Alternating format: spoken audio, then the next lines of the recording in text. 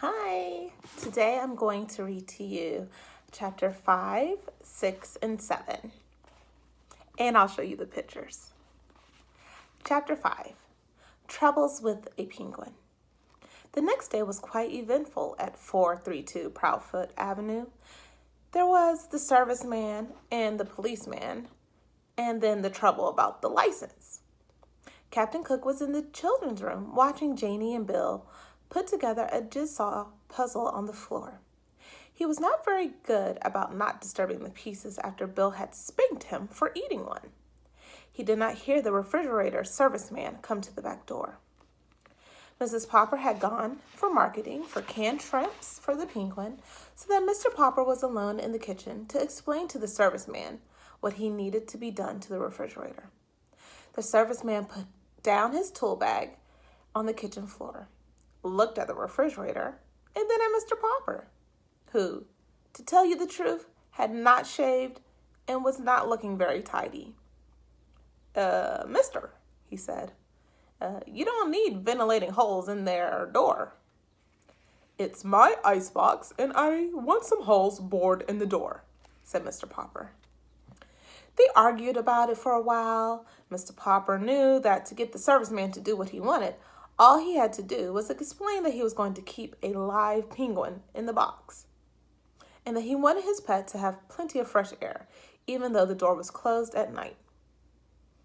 He did feel a little stubborn about explaining.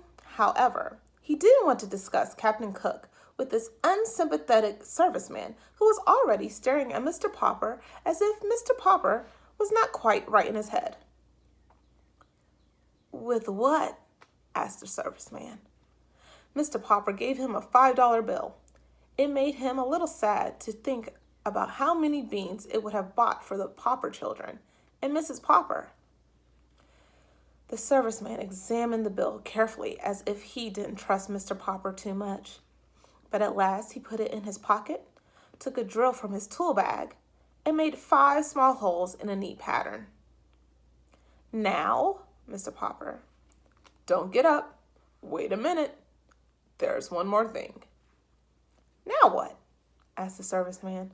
I suppose now you want me to take the door off its hinges to let a little more air in? Or do you want me to make a radio set out of your icebox? Don't get funny, said Mr. Popper indignantly. That is no way to talk. Believe it or not, I know what I'm doing. I mean having you do. I want you to fix an extra handle on the inside of the box so it can be opened from the inside. That, said the serviceman, is a fine idea. You want an extra handle on the inside? Sure. He picked up his tool bag. Aren't you going to do it for me? Asked Mr. Popper. Oh, sure, said the serviceman, edging towards the back door. Mr. Popper saw that for all his words of agreement, the serviceman had no intention of putting an inside handle. I thought you were a serviceman, he said. I am. That's the first sensible thing you've said yet. You're a fine kind of serviceman if you don't even know how to put an extra handle on the inside of an icebox door. Oh, I don't I? Don't think I know how. As far as that goes, I even got a spare handle in my tool bag and plenty of screws. You needn't think I don't know how to do it if I wanted to. Mr. Popper silently reached into his pocket and gave the serviceman his last $5 bill. He was pretty sure that Mrs. Popper would be annoyed at him for spending all that money, but it could not be helped. Mister, said the serviceman, you win. I'll fix your extra handle, and while I'm doing it, you sit down on that chair over there facing me where I could keep an eye on you. Fair enough, said Mr. Popper, sitting down. The serviceman was still on the floor, putting in the final screws that held the new handle in place, when the penguin came in on his silent pink feet. Surprised at seeing the strange man sitting on the floor, Captain Cook quietly walked over and began to peck at him curiously. But the serviceman was even more surprised by Captain Cook. Ork, said the penguin. Or perhaps it was the serviceman. Mr. Popper was not sure what just happened when he picked up himself and his chair a moment later. There had been a shower of flying tools, a violent slamming of the door, and the serviceman was gone. These sudden noises, of course, brought the children running. Mr. Popper showed how the refrigerator was now all remodeled for the penguin. He showed Captain Cook, too, by shutting him inside. The penguin at once noticed the shiny inside handle and bit it with curiosity. The door opened and Captain Cook jumped out. Mr. Popper promptly put Captain Cook back inside and shut the door again, to be sure that the penguin had learned his lesson. Before long, Captain Cook became quite skillful at getting out and was ready to be taught how to get inside when the door was shut. By the time the policeman came, Captain Cook was going in and out the refrigerator as easily as if he had lived in one his whole life. And that's the serviceman running out the door.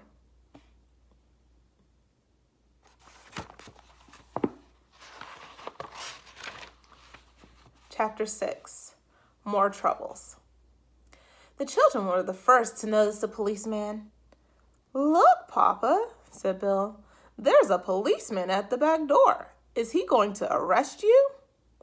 "Gawk," said Captain Cook, walking with dignity to the door and trying to poke his beak through the screen. "Is this 432 Proudfoot Avenue?" "It is," answered Mr. Popper. "Well, I guess this is the place, all right," said the policeman, pointing to Captain Cook. "Is this thing yours?" "Yes, it is," Mr. Popper said proudly. "And what do you do for a living?" asked the policeman sternly. "Papa is an artist," said Janie. "He's always getting paint and calcimine all over his clothes," said Bill. "I'm a house painter decorator," said Mr. Popper. "Won't you come in?" "I won't," said the police officer, "unless I have to." "Ha ha ha," said Bill. "The policeman is afraid of Captain Cook." "Ah," said the penguin, opening his red beak wide as if he wanted to laugh at the policeman. "Can it talk?" asked the policeman. "What is it, a giant parrot?" "It's a penguin," said Janie. "We keep it for a pet." "Well, if it's only a bird," said the policeman, lifting his cap to scratch his head in a puzzled sort of way. "From that way the fellow with the tool bag yelled at me outside. I thought it was a lion loose in here." "Mama says Papa's hair looks like a lion sometimes," said Bill. "Keep still, Bill," said Janie.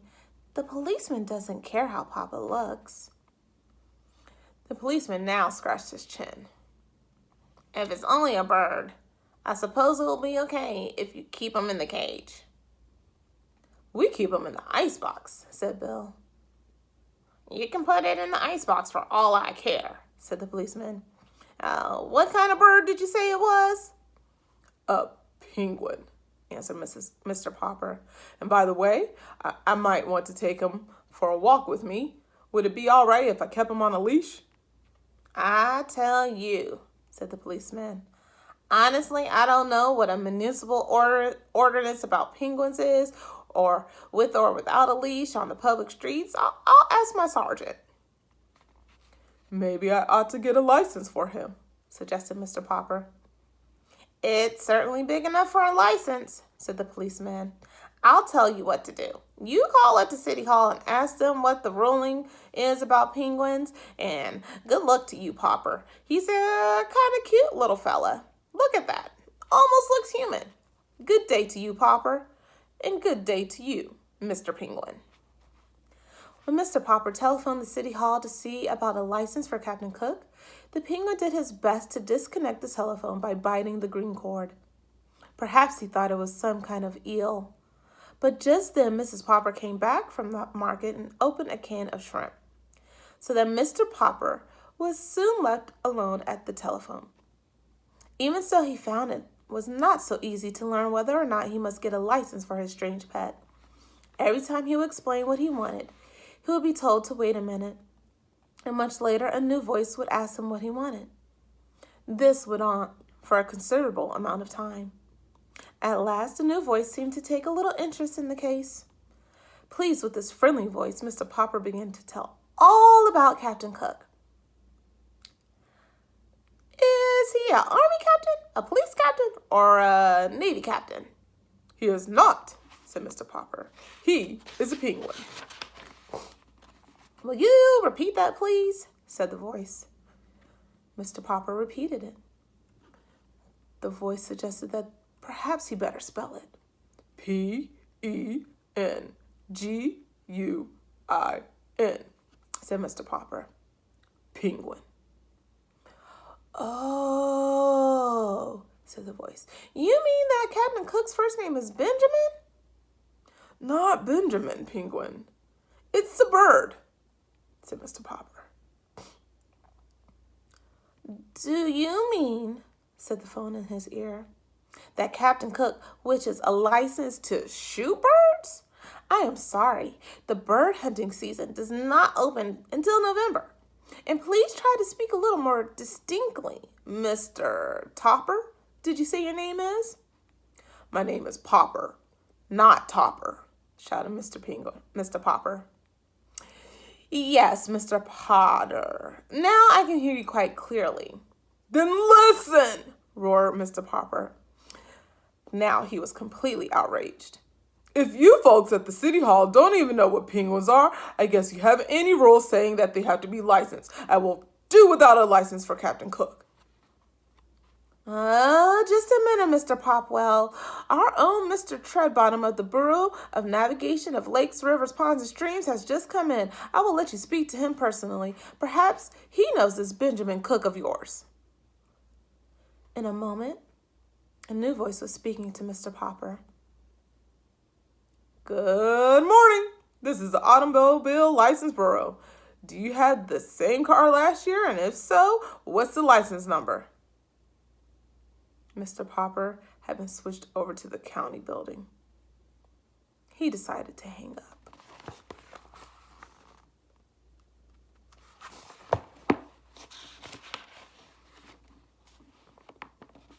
Chapter 7. Captain Cook builds a nest. Very reluctantly, Janie and Bill had to leave Captain Cook and go to school. Mrs. Popper was busy in the kitchen, rather belatedly doing the breakfast dishes.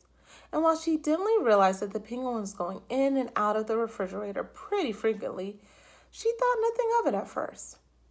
Meanwhile, Mr. Popper had abandoned his telephone and now was busy shaving and making himself neat in honor of being the owner of such a splendid bird as Captain Cook. But the penguin, thus neglected for the moment, was no means idle.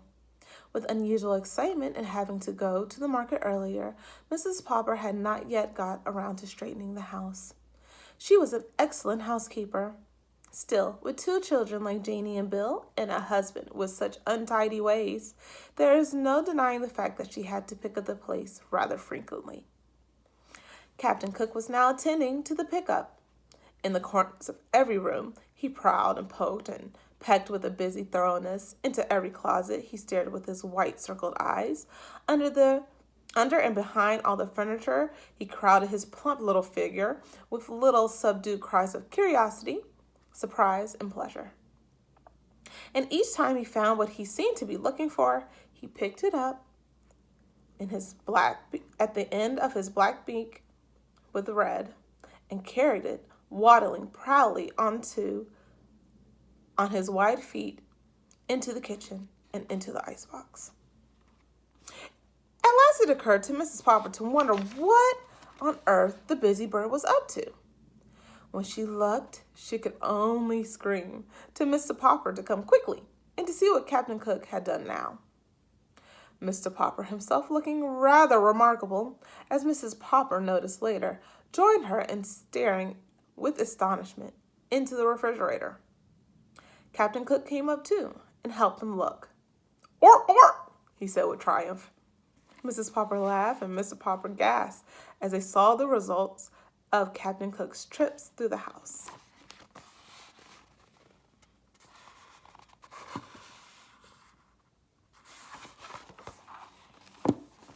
Two spools of thread. one white chess bishop, and 6 parts of a jigsaw puzzle, a teaspoon, and a closed box of safety matches, a radish, 2 pennies, a nickel, a golf ball, 2 pencil stubs, 1 bent playing card, and a small ashtray, 5 hairpins, an olive, 2 dominoes, and a sock, a nail file, 4 buttons of various sizes, a telephone slug, 7 marbles, a tiny doll's chair, 5 checker pieces, a bit of graham cracker, a Parcheesi cup, and an eraser, a door key, a button hook, and a crumpled piece of tinfoil, half of a very old lemon, the head of a china doll, Mr. Popper's pipe, a ginger ale cap, an ink bottle, 2 screws, and a belt buckle,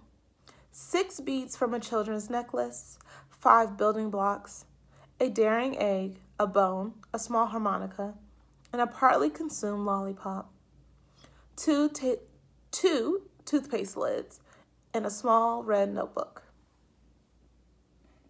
"I guess this is what you call the rookery," said Mr. Popper. "Only he couldn't find any stones to build his nest with." "Well," said Mrs. Popper, "those penguins may have a heathen ways at the South Pole, but I declare I think this one is going to be quite some help around the house." "Ork," said Captain Cook, and strutting into the living room, he knocked over the best lamp. "I think, Papa," she said, "that you better take Captain Cook outside for a little exercise. Good gracious, you're all dressed up. Why, you almost look like a penguin yourself." Mr. Popper had smoothed down his hair, shaved off his whiskers.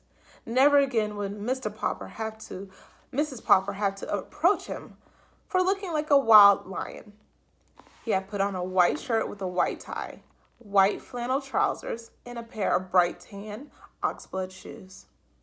He had got out the cedar chest his old black evening coat that he had been married in, brushed it off carefully, and he put that on too. He did indeed look like a little penguin. He turned and strutted like one now for Mrs. Popper, but he did not forget his duty to Captain Cook. "Can I have a few yards of clothesline, please, Mama?" asked Mr. Popper. "All right, I'm going to stop here, and I'll upload another few chapters tomorrow. Bye."